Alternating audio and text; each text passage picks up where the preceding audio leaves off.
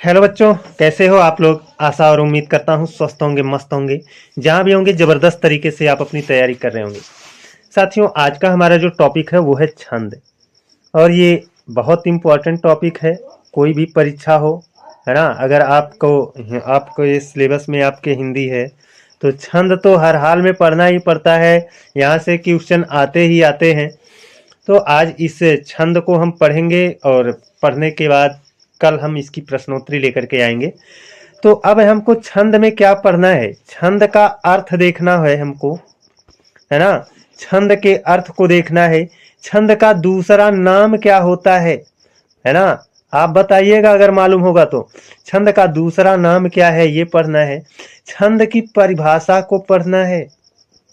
छंद की परिभाषा को पढ़ना है। छंद का आदि ग्रंथ कौन सा है, यानी छंद के आदि प्रणेता का नाम भी बताना है। छंद के आदि प्रणेता कौन है, आदि प्रणेता। और छंद का आदि ग्रंथ कौन सा है, छंद का आदि ग्रंथ कौन सा है। तो ये 5 क्वेश्चन है ना, अभी इसी में आपको मिलेंगे, इसी बिंदु में आपको मिलेंगे, है ना। और इसके बाद छंद के अंग पढ़ेंगे हम लोग। यहाँ पर छंद के अंग आपको देखने को मिल रहा है। तो देखिए, छंद के 3 अर्थ होते हैं।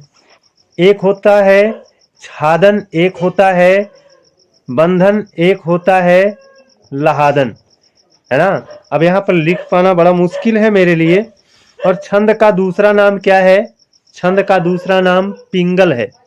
और छंद की परिभाषा क्या है कि जब कोई शब्द रचना, जब किसी रचना में यति, गति, मात्रा, वर्ण, तुक आदि को ध्यान में रखा जाता है तो वह रचना, है ना, वह वाक्य रचना छंद कहलाती है।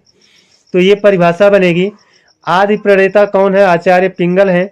और आदि ग्रंथ कौन सा है, छंद शास्त्र है। ये सब चीजें आपको यहीं पर इसी में मिलने वाली हैं। मैंने आपको थोड़ा सा ओवरव्यू दे दिया है। अब देखिए, यहाँ पर कहा गया है छंद शब्द के कितने अर्थ हैं, 3 अर्थ हैं, छादन, बंधन, लहादन। अब यहाँ से छंद की परिभाषा दी गई है। निश्चित वर्णों या मात्राओं की, है ना, मात्राओं की विराम, यति, गति आदि से बंधी हुई शब्द योजना को छंद कहते हैं। तो ये आपके छंद की परिभाषा हो गई। उसके आगे देखिए क्या दिया गया है।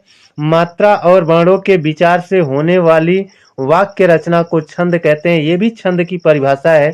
और यहाँ से आपका स्टार्ट हुआ था यहाँ तक, ये भी आपकी क्या थी, छंद की परिभाषा थी। अब देखिए, यहाँ पर बड़ा अच्छा पॉइंट यहाँ पर एक दिया गया है, बहुत ही ज्यादा इंपॉर्टेंट ये पॉइंट है ना। व्याकरण द्वारा गद्य को अनुशासित किया जाता है। व्याकरण द्वारा गद्य को अनुशासित किया जाता है और छंद द्वारा पद्य को अनुशासित किया जाता है। ये बात कितनी इंपॉर्टेंट है आप खुद अनुमान लगा सकते हो, बहुत बार एग्जाम में पूछी गई है ना। तो याद रखना, पद्य किसके द्वारा अनुशासित रहते हैं, छंद के द्वारा।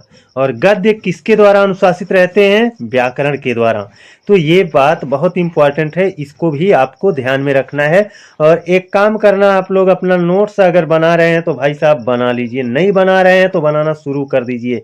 अगर आपके पास नोट्स नहीं रहेगा तो आप रिवीजन नहीं करोगे, आप रिवीजन नहीं करोगे तो आपका सिलेक्शन नहीं होगा। सिलेक्शन पाना है तो पढ़ना जरूरी है, पढ़ने के साथ साथ नोट्स बनाना जरूरी है। और अगर आप नोट्स बना रहे हैं तो निश्चित तौर पर आप रिवीजन करेंगे, और रिवीजन करना तो जरूरी है ही है। और रिवीजन वही करेगा जो पढ़ेगा और जो नोट्स बनाएगा। जो पढ़ेगा नहीं, नोट्स नहीं बनाएगा, सिर्फ रिवीजन की भूख रखेगा, तो उसकी ये कभी मनोकामना पूरी नहीं हो पाएगी। रिवीजन ऐसे थोड़े होता है। रिवीजन करने के लिए अपना नोट्स होना चाहिए, है ना। मार्केट से किताब खरीद कर ले आओगे, उससे रिवीजन करोगे, उससे कोई रिवीजन करता है? अपने हाथ का नोट्स रहता है, उसी से रिवीजन कम समय में ज्यादा रिवीजन होता है ना। तो ये बहुत जरूरी है नोट्स बनाना। अब यहां पर देखिए, छंद का दूसरा नाम दिया गया है। छंद का दूसरा नाम क्या है, पिंगल है। क्योंकि छंद शास्त्र के आदि प्रणेता पिंगल नाम के ऋषि थे, पिंगल नाम के ऋषि थे। और यहाँ पर पिंगल यहाँ दिया गया है, पिंगल आचार्य के छंद सूत्र में छंद का सुबद्ध वर्णन होने के कारण इसे छंद शास्त्र का आदि प्रणेता माना जाता है। तो वही मैंने कहा कि छंद शास्त्र के आदि प्रणेता आचार्य पिंगल है। छंद सूत्र जो है वो आदि ग्रंथ है, छंद शास्त्र का आदि ग्रंथ है ना। ये सब बातें हो चुकी। अब आगे देखें, अब इसके आगे है छंद के अंग। छंद के अंग आपका यहाँ पर दिया गया है, चरण होते हैं, वर्ण होता है, मात्रा होता है, क्रम होता है, यति है, गति है, तुक है, गण है। तो ये छंद के अंग होते हैं। कभी आपसे एग्जाम में पूछ लेता है कि छंद के अंग कौन नहीं है, तो 4 विकल्प में से इन्हीं में से 3 रहेगा, एक नहीं रहेगा, है ना। अब इनको समझना है, एक एक को हमको समझना पड़ेगा। चरण क्या होता है, चरण क्या होता है, वर्ण क्या होता है, मात्रा क्या होता है, क्रम क्या होता है। ये 4 चीजें तो लगभग आप सब लोग जानते होंगे, है ना। फिर भी इनको हल्का सा बताना जरूरी है। चरण, आप दोहा पढ़े होंगे, कबीर के दोहे, है ना, पढ़े होंगे। तो उसमें जैसे रहता है, रहीमन पानी राखिए, राखिए के बाद ऐसे कामा लगा रहता है, बिन पानी सब सून, उसके बाद फुल स्टॉप, रहीमन पानी राखिए, बिन पानी सब सून, पानी गए न उबरे, फिर कामा रहता है, मोती मानस चून। यहाँ पर ऐसे 2 रहता है, 2 बार स्टॉप रहता है। तो यहाँ पर ये जो आपका ये यहाँ से यहाँ तक है ना, वो आपका क्या होता है, वही होता है चरण। ये 1 चरण, ये 2 चरण, ये 3 चरण, ये 4 चरण। और जो ये कामा होता है ना, ये जो जहाँ पर रुकते हैं, जैसे रहीमन पानी राखिए, हल्का सा रुकते हैं ना, रहीमन पानी राखिए, बिन पानी सब सून। तो यहाँ जो हल्का सा रुकते हैं वह होता है आपका यति, है ना। तो ये आपके चरण हो गए, और चरण में यहाँ जो कामा होता है ये आपका यति हो गया। तो यहाँ पर देखो दिया गया है ना, चरण के बारे में बताया गया है। चरण को ही क्या कहते हैं, पाद कहते हैं। चरण को ही क्या कहेंगे, पाद कहेंगे। प्रत्येक छंद में कम से कम 4 चरण होते हैं। अभी मैंने जो बनाया उसमें लगभग उसमें 4 चरण था ना। तो छंद में कम से कम 4 चरण होते हैं। चरण को पाद कहा जाता है, ये यति आप ना लगाओ, है ना। चरण को पाद कहा जाता है। ये हो गया चरण या पाद की बात। अब इसके आगे हमको देखना है यति। यति क्या होता है, ये जो यति यहाँ लिखा है ये गलत लिख दिया गया है, यहाँ पर यति होगा। ये है क्या ना कि मैं भी जब तैयारी कर रहा था शुरुआत में मुझको भी तो उतना नॉलेज नहीं था कि यत क्या होता है, गत क्या होता है। तो मैं भी जो सुनता था, जो लिखाया जाता था, जो मेरे समझ में आता था वहाँ लिख देता था। सही क्या है, गलत क्या है, कहाँ उचित है, कहाँ अनुचित है, ये मैं भी तब नहीं जान पाता था। इसीलिए थोड़ा बहुत मिस्टेक है कहीं कहीं। लेकिन अब तो मैं समझता हूँ, हर चीज़ जानता हूँ। तो जहाँ भी गलती है वहाँ पर मैं सुधार कर लूँगा। यति की परिभाषा ये आपकी दी गई है ना। छंदों में विराम या रुकने के स्थानों को यति कहते हैं। अभी मैंने बताया ना, ऐसे आपकी 2 लकीर होती है, यहाँ पर जो थोड़ा सा ठहराव होता है, रहीमन पानी राखिए, इसी कामा को क्या कहते हैं, यति कहते हैं। अब ये गति क्या होता है, इसे भी समझेंगे, है ना। और बहुत कठिन नहीं है, बहुत इजी है गति। तो पहले यहाँ पर देखो, कोई भी दोहा है, चौपाई है, कोई भी हो छंद, उसको पढ़ने का एक अपना स्पीड होता है ना। जैसे अभी हमने पढ़ा था, रहीमन पानी राखिए, बिन पानी सब सून। ये पढ़ने का जो स्पीड मैंने अपनाया है ना, यही गति है। ऐसे थोड़े पढ़ेंगे, रहीमन पानी राखिए, बिन पानी सब सून, ऐसे नहीं पढ़ेंगे ना। कुछ तरीका है पढ़ने का, कुछ स्पीड है, वही आपका क्या है, गति है ना। तो यहाँ पर आपको देखो कुछ समझाया गया है, और जो मैंने बताया है वही चीज है। कविता के कण मधुर प्रवाह को गति कहते हैं, अथवा पढ़ते समय कविता के स्पष्ट सुखद प्रवाह को गति कहते हैं। जो मैंने अभी बताया, एक बताया मतलब सुखद प्रवाह हो रहा था, और बाद में मैंने जो अभी कहा ऐसे रहीमन पानी राखिए बिन पानी सब, ये सुखद वाला नहीं है ना। तो जो सुखद वाला था वही क्या था, गति था। तो ये हो गया। अब तुक क्या होता है, तुक को भी समझेंगे, है ना, तुक को भी समझेंगे। तुक क्या होता है, लास्ट में देखो दोस्तों, जैसे हम ऐसे कहते हैं रहीमन पानी राखिए बिन पानी सब सून, लास्ट में सून आएगा ना, बिन पानी सब सून, पानी गए न उबरे मोती मानस चून, लास्ट में चून आएगा ना। तो ये सून और ये चून, सून और ये चून, यही आपके तुक है ना, यही आपके क्या है, तुक हैं। देखिए ये बैठे हैं, सून चून के उच्चारण में सिमिलरिटी दिख रही होगी, समानता दिख रही होगी, है ना। तो यही क्या होता है, तुक होता है। अब इसमें कुछ लिखा गया है, उसको पढ़ते हैं, किताब की भाषा है ये। चरण के अंत में आने वाले समान वर्णों को तुक कहते हैं। अभी मैंने बताया ना, चून सून में समानता है उच्चारण में, वही क्या है, चरण के अंत में। भाई वो चरण के तो अंत में थे ना, रहीमन पानी राखिए बिन पानी सब सून, तो ये दूसरे चरण का अंत था। बिन पानी गए ना उबरे मोती मानस चून, चौथे चरण का अंत था। तो चरण के अंत में आने वाले, है ना, आने वाले समान वर्णों को तुक कहते हैं। ये हो गया। अब गण को समझना है। गण क्या होता है ना, गण क्या होता है, तीन तीन वर्णों के समूह को गण कहा जाता है। देखो दोस्तों, यहाँ पर मुझे समझाना पड़ेगा थोड़ा सा। और समझाना क्या है, यहाँ पर तो लिखा गया है, अगर आप थोड़ा बहुत पढ़े हैं पहले से तो बहुत आसानी से समझ जाएंगे। गण क्या होता है, तीन तीन वर्णों के समूह को गण कहा जाता है ना। और गण की संख्या कितनी होती है, इसकी संख्या होती है 8। गण की संख्या कितनी होती है, 8। ये एग्जाम में बहुत बार पूछा गया है कि गण की संख्या होती है कितनी, होती है 8 होती है, याद रखना। गण क्या होते हैं, तीन तीन वर्णों के समूह को गण कहते हैं। अब ये गण कौन कौन से हैं, इनका एक सूत्र है, या माता राजभान सलगा। ये गण का सूत्र है, या माता राजभान सलगा। और यहाँ पर थोड़ा सा विस्तार कम किया गया है।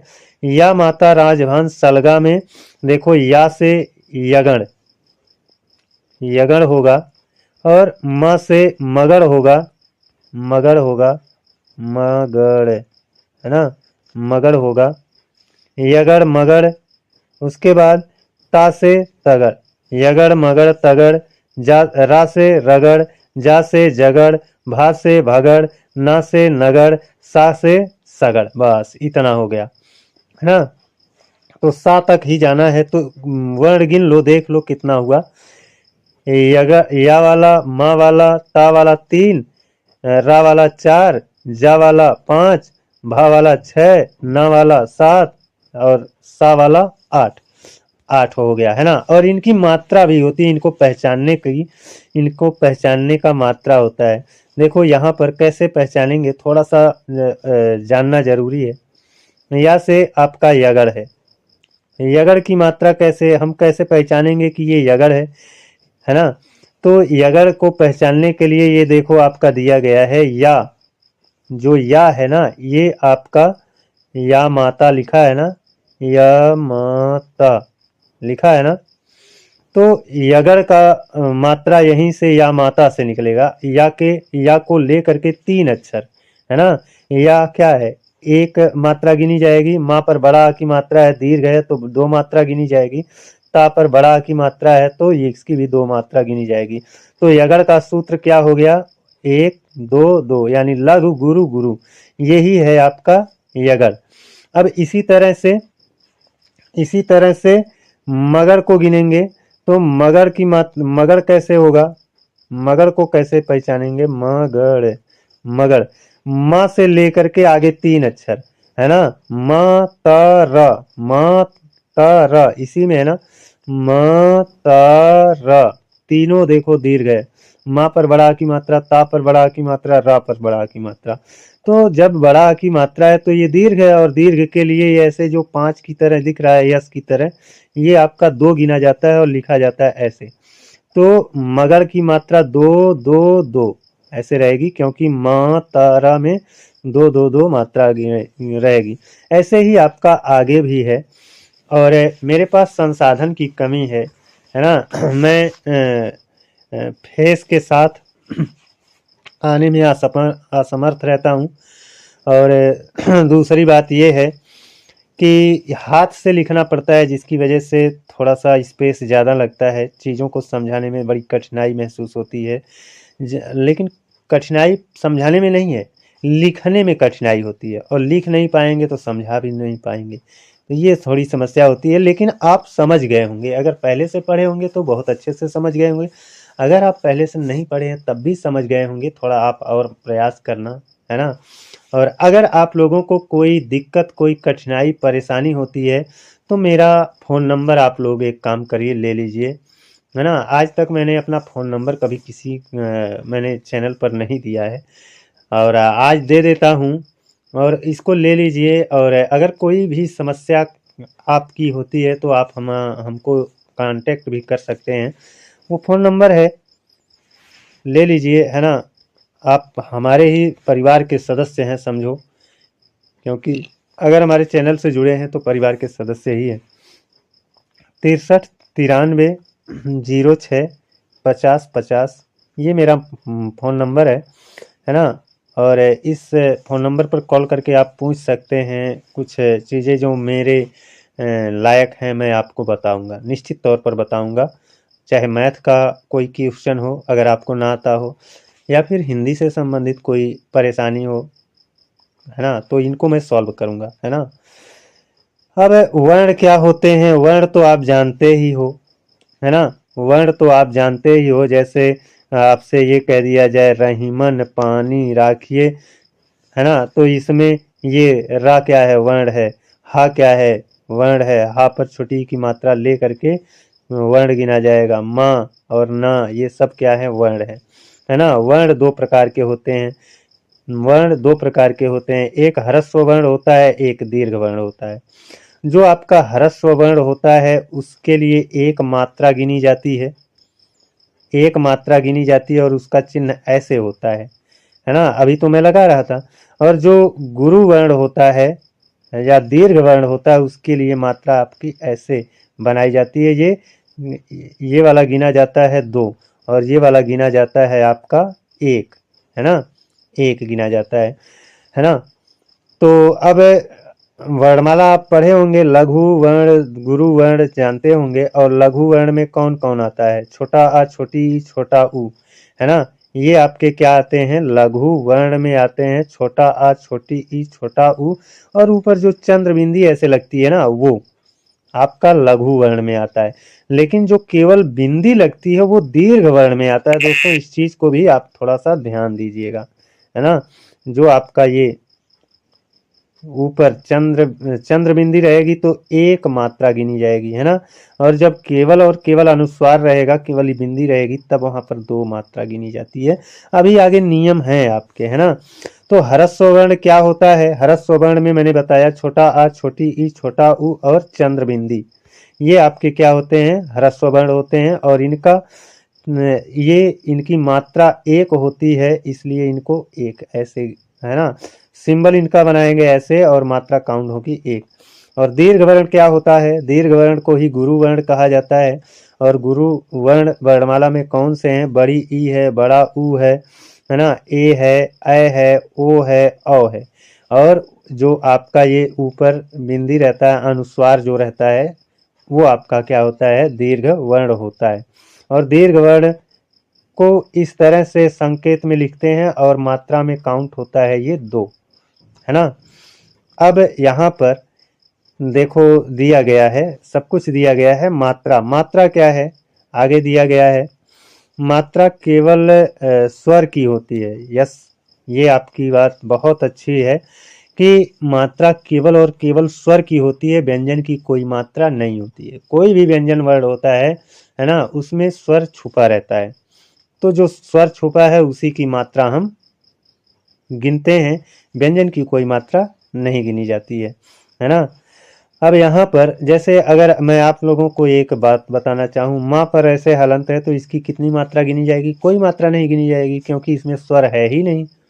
माँ पर हलंत लगा है, इसका मतलब स्वर निकाल दिया गया है ना, तो माँ की कोई मात्रा नहीं गिनी जाएगी।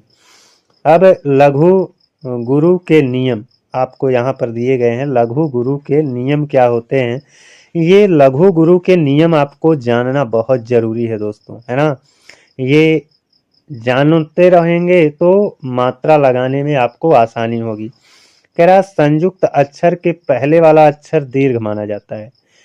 कोई संयुक्त अक्षर है तो उसके आगे वाला अक्षर क्या माना जाता है? दीर्घ माना जाता है। जैसे यहाँ पर आपको उदाहरण दिए गए हैं, एक मैं आपको इसमें से समझा देता हूं। जैसे सत्य लिखा गया है ना, तो सत्य में आधा ता के बाद या है, ये वाला आपका संयुक्त वर्ण है, और इसके आगे जो अक्षर है वो आपका देखो दो गिना जाएगा, गुरु गिना जाएगा, है ना। ये दो गिना जाएगा, जबकि इसमें छोटा असमाहित है तो एक होना चाहिए था, लेकिन नहीं होगा। क्यों? क्योंकि ये किसी संयुक्त वर्ण के आगे है, किसी संयुक्त वर्ण के आगे है ना। अब यहाँ पर या पर एक मात्रा गिनी जाएगी, या पर एक मात्रा गिनी जाएगी। इस आधा ता की वजह से आगे वाले अक्षर पर एक मात्रा बढ़ गई है, दो हो गया है ना। और यहाँ पर उदाहरण के तौर पर जो दिया गया है उसको भी आप देख लीजिए, है ना। पथ्य दिया गया है, सत्य दिया गया है, धर्म दिया गया है, दुष्ट दिया गया है। तो धर्म में देखो माँ के ऊपर रेफ रहा है, तो माँ के ऊपर रेफ रहा, ये संयुक्त है। धा को एक मात्रा गिना जाना चाहिए था, लेकिन दो गिना गया है। क्यों? क्योंकि माँ के ऊपर रेफ रहा लगा है, माँ संयुक्त है ना। इसीलिए धा को एक मात्रा नहीं दो मात्रा गिना गया है। अब अगला नियम क्या है? अगला नियम है अनुस्वार युक्त वर्ण गुरु होते हैं। अनुस्वार युक्त वर्ण क्या होते हैं? गुरु होते हैं। जो अभी मैंने आपको बताया, ऊपर जो बिंदी रहती है ये आपका गुरु गिना जाता है। गुरु बोले तो ऐसे दो मात्रा, ऐसे चिन्ह बनेगा और ये काउंट में होगा दो, है ना। जैसे संसार लिखा गया है ना, तो संसार को जब हम ऐसे संसार है तो यहाँ पर साप के ऊपर अनुस्वार है तो इसलिए ये दो गिना जाएगा, और सा पर बड़ा की मात्रा इसीलिए ये भी दो गिना जाएगा, और रा पर कोई मात्रा नहीं है तो ये एक गिना जाएगा, है ना। तो संसार का ये हो गया मात्रा लगाना, है ना। लेकिन यहाँ पर नीचे लिखा है लेकिन चंद्रबिंदी, लेकिन अनुस्वार जो चंद्रबिंदी वाला होता है उसको हम लघु गिनते हैं। ये चीजें तो मैंने अभी आपको बताया था, है ना। ये आपके क्या होते हैं? लघु गिने जाएंगे। अब देखो आगे दिया है एक नियम, विसर्ग युक्त वर्ण भी गुरु होते हैं। जो आपका विसर्ग लगा रहता है ना, दो बिंदी लगी रहती है ना, विसर्ग, जैसे स्वतः कह दिया गया, तो जिस पर विसर्ग लगा है वो आपका गुरु में गिना जाता है।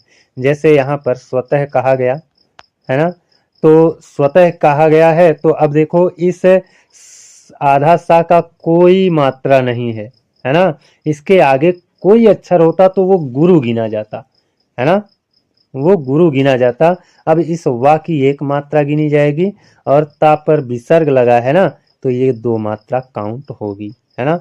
वैसे ही दुख है ना, वैसे ही आपका प्रातः है, तो इन सबको भी आप समझ गए होंगे। अब आगे कह रहा है हल के पूर्व का वर्ण भी दीर्घ माना जाता है। देखो जहां पर आपका हलंत लगा होता है, जैसे हम ऐसे कहें स्वागतम, है ना, ऐसे कहें, तो यहाँ पर हल है, तो हल वाला जो वर्ण है इस पर कोई मात्रा नहीं रहेगी, लेकिन इसके आगे वाला वर्ण दीर्घ हो जाएगा, गुरु हो जाएगा। सा आधा है, इसकी कोई मात्रा नहीं रहेगी। वा पर एक मात्रा रहेगी, गा पर एक मात्रा रहेगी, और ता पर दो मात्रा रहेगी। क्यों? क्योंकि इसके बाद वाला वर्ण जो है उस पर हलंत लगा है ना, इसीलिए ता की दो मात्रा गिनी जाएगी, और जिस वर्ण पर हलंत लगा है वो उसकी कोई मात्रा काउंट नहीं होगी। स्वागतम में यही आपका होगा, है ना। ऐसे ही श्रीमान दिया गया है, यहाँ पर श्रीमान को आप देख लो, स्रा पर बड़ी की मात्रा है ना तो दो मात्रा है, माँ पर बड़ा की मात्रा है तो दो मात्रा है, ना पर कोई मात्रा यहाँ पर नहीं दी गई है ना। अब यहाँ पर स्पष्टीकरण में यहाँ पर दिया गया है माँ को दीर्घ माना जाएगा और ना की मात्रा नहीं गिनी जाएगी, कारण यहाँ स्वर है ही नहीं। कारण ये है कि यहाँ पर स्वर है ही नहीं।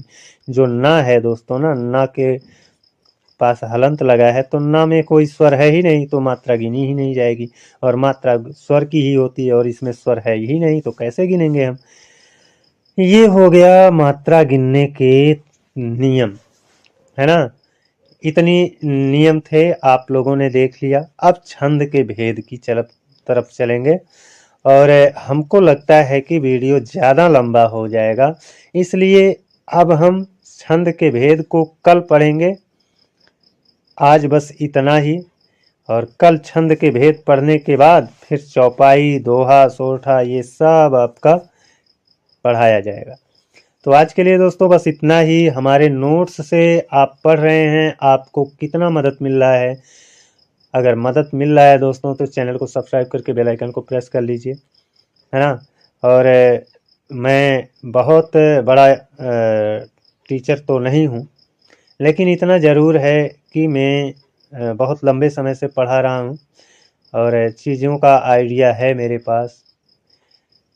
तो आप मेरे साथ जुड़ सकते हैं, और मैंने अपना फ़ोन नंबर दे दिया है। आप उससे अपनी परेशानी अगर कोई है, कोई दिक्कत है चीज़ों को समझने में, हिंदी के टॉपिक को समझने में, या मैथ के कोई क्वेश्चन है, फंस गए हैं, नहीं लग रहे हैं, तो आप हमारे पास उस नंबर से व्हाट्सएप भी करके पूछ सकते हैं, कोई दिक्कत नहीं है। आज के लिए बस इतना ही। जय हिंद, वंदे मातरम।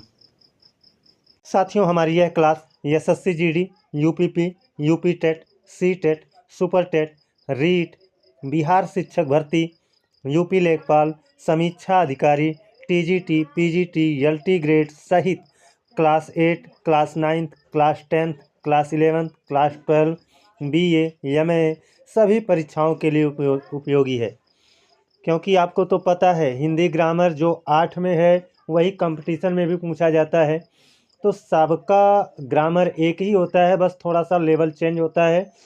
ऊंची क्लास में लेवल थोड़ा सा ग्रामर का हाई होगा, और आपका थोड़ा नीची वाली क्लास में ग्रामर का लेवल थोड़ा लो रहता है। बस इतना ही फ़र्क रहता है, और मैं कुल मिला जुला करके आपको लो और हाई दोनों पढ़ा रहा हूँ। तो ये जो ग्रामर, हिंदी का ग्रामर जो चल रहा है, हिंदी ग्रामर की क्लास, ये इन सभी परीक्षाओं के लिए बहुत ही उपयोगी है। तो आप किसी भी परीक्षा की तैयारी कर रहे हैं तो हमारे चैनल से जुड़ करके तैयारी कर सकते हैं। आज के लिए बस इतना ही।